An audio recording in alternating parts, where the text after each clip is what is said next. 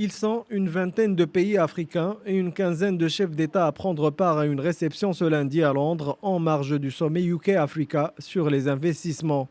Sont présents la plupart des pays africains tels que le Nigeria, le Kenya, l'Égypte, le Sénégal, l'Ouganda, la Côte d'Ivoire ou encore la République démocratique du Congo. Le Maroc était lui aussi présent en force, représenté par le chef du gouvernement Saad-Din El Othmani et le chef de la diplomatie Nasser Bourita.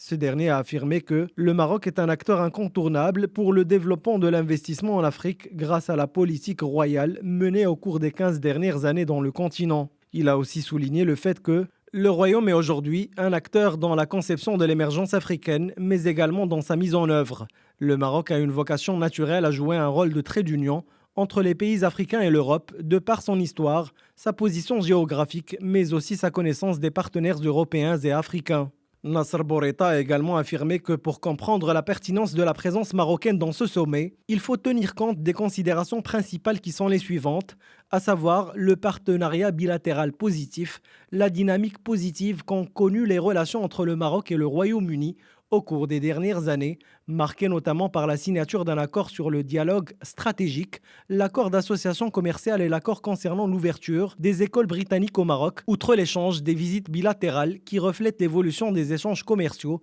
et des flux de tourisme et d'investissement entre les deux royaumes.